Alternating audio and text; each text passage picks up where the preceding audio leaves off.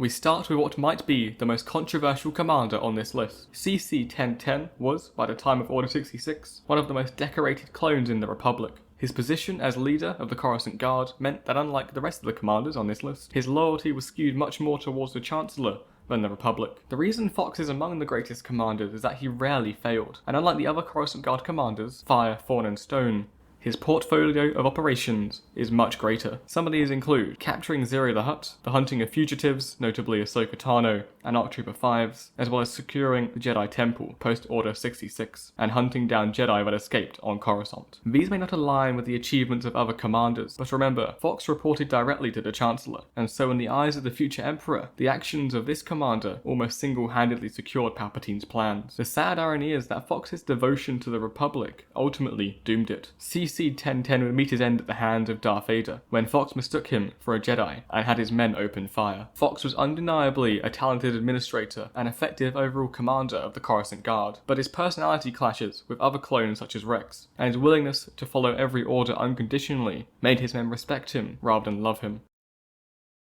Moving on to one commander who was definitely loved by his men. CC-5052 was the Marshal Commander of the 327th Star Corps, one of many gifted commanders to be given ARC Trooper training. He served under High Jedi General Aayla Secura throughout the entirety of the Clone Wars. Bly would prove an expert commander of the 327th during some of the most brutal battles of the war, from their baptism by fire on Geonosis, to Honogor, New Holstis, Saleucami, Iskander, Quell, Maridun, and all the way through the Outer Rim sieges to Felucia. Whenever the Republic was losing ground, the 327th would be sent in, and under their veteran commander would always snatch victory from the hands of defeat. Bly would stay loyal to Secura right to the end, when his inhibitor chip activated, forcing him to execute Order 66 on his general. Bly would continue serving into the Imperial era. Being recognised for his abilities, he was sent on many missions to eliminate surviving Jedi across the galaxy. Unlike most commanders, Bly had a very close relationship with his Jedi general. Some say the reason he kept shooting was to make sure Secura was dead to reduce her pain. Bly was truly an inspirational leader, commanding his corps expertly through the entire war in its toughest battles. His focus was solely on the mission and his men, and his undying sense of duty to the Republic, which he served so valiantly.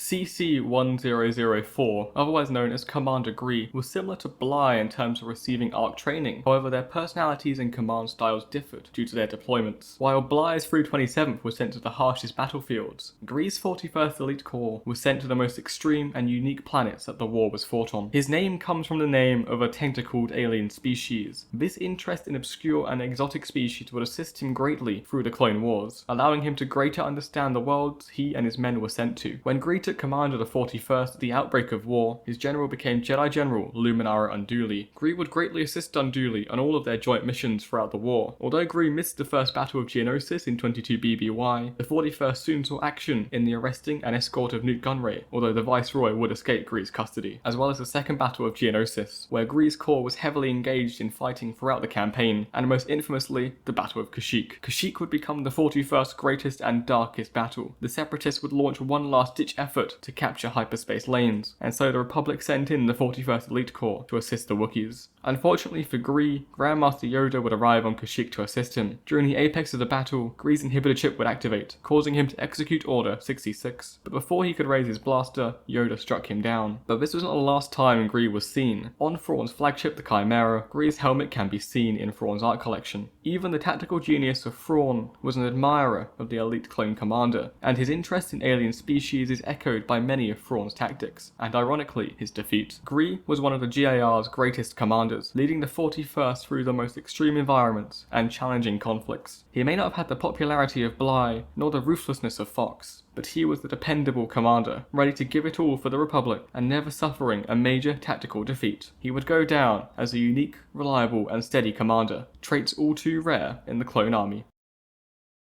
Commander Bacara was often described as an aggressive commander, both for his cold personality and his unorthodox tactics. But what he lacked in charisma, he definitely made up for in his bravery. He was always leading the 21st Nova Corps' vanguard, adorning his distinctive armour. Unlike his fellow commanders, Bacara was personally trained by the Journeyman Protectors, an elite sect of Mandalorian warriors. This training would compel him to always lead from the front and demand the utmost standards from his men, reassigning troopers who didn't meet his high standards. Bacara would lead the 21st, otherwise otherwise known as the Galactic Marines, throughout the entire Clone Wars. He quickly earned a reputation for his relentless pursuit of victory alongside his Jedi General, Ki-Adi-Mundi. They would be sent to some of the most extreme, challenging, and complex campaigns of the war. Bacara and the 21st would spend most of the war on Mygeeto. This is where they would make their name as the most elite corps in the GAR. Always outnumbered and outgunned, Bacara would win victory after victory. It was on Mygeeto in 19 BBY where Bacara would receive Order 66. He initially was confused by the order, but executed it with swift efficiency, then without concern refocused on the oncoming droid assault. Bacara would go down as the bravest, most elite commander, one of great personal gallantry, always demanding the highest standards from his men, who led the most elite corps to some of the greatest victories of the Clone Wars. CC-8826, otherwise known as Commander Neyo, was the ARC-trained Marshal Commander of the 91st Reconnaissance Corps, taking over from Commander Pons after his death. Unlike the other commanders on this list, there is little information about the battles Neyo and the 91st were involved in. What we do know is that he was a cold and ruthless commander, not afraid to use tactics that cost his corps greatly in manpower. Neyo may have lost favour for his lack of compassion towards his fellow clones, but his expertise as a corps commander was never in doubt. He worked alongside Bacara to develop new bark speeder tactics, which would be put to great use by the 91st Recon Corps and the GAR as a whole throughout the war. Neyo and the 91st were present during the Outer Rim sieges of 19 BBY. One of its great campaigns was on Seleucami. Many clone corps were sent to capture the system. When the fight was won, the 91st were tasked with holding the system, while the rest of the Republic's troops were pulled out. For this task, he was placed alongside Jedi General Stas Ali. During a routine patrol on Seleucami, Neyo would receive Order 66. On his trusted bark speeder, Neyo would pull back and open fire on the Jedi. Many have said that Neyo would have executed the order, even without his inhibitor chip. Commander Neyo was one of the most experienced in the clone army, staunchly loyal to the Republic, and a brilliant tactician. But his ruthlessness and cold personality made many respect him rather than admire him.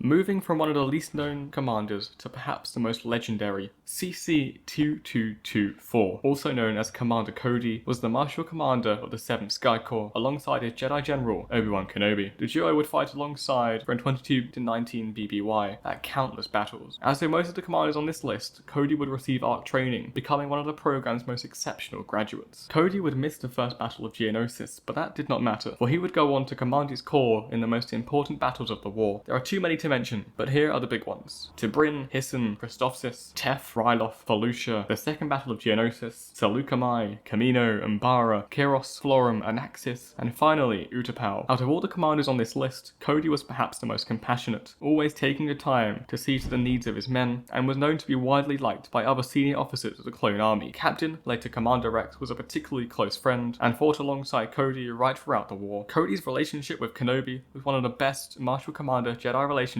during the Clone Wars. Cody would advise Obi-Wan on military matters that were above his station, and he often assisted in the running of Kenobi's Third Systems army, which was around 300,000 clones. Cody was responsible for inventing and implementing many textbook military tactics, protocols, and standards that would greatly assist the entire clone army. Although he commanded the entire 7th Sky Corps, Cody was often seen personally leading the 212th Attack Battalion, an elite battalion within the 7th Sky Corps, into battle, always leading from the front and never backing down. Cody's individual commandability was probably the best of any clone in the GAR. This can be clearly seen during the Second Battle of Geonosis, where Cody takes over command from a wounded Kenobi, assesses the situation, deploys his men and walkers in a textbook defensive formation, and prepares for an assault. The story of Cody's Order 66 has been well documented, and is perhaps the most tragic of any commander. During the Battle of Utapau, where Cody, brave as ever, personally led in the 7th Sky Corps to attack General Grievous's droid army, while Kenobi took on the general himself, Cody organised a successful assault and destruction of Grievous's droid forces. Picking up Kenobi's lightsaber when it fell by his feet, Cody and his general, whom he called a good friend, would have one last talk before receiving a personal message from the Emperor to execute Order 66. Ordering a nearby ATTE to open fire on the Jedi, he watched as Kenobi fell into the depths of Utapau. Concluding that he was dead from the fall, Cody successfully concluded the battle. But as the months went past, Cody, who was always an independent thinker, much more individual than Fox or Neyo, would question his actions on that day of Utapau. In the Imperial era, Cody would lead a team of clones alongside Crosshair to Desix. After the mission, Cody would appear to feel guilty about killing Kenobi. He would desert the Empire shortly after this conversation with Crosshair. Cody was not just one of the greatest leaders of the clone army,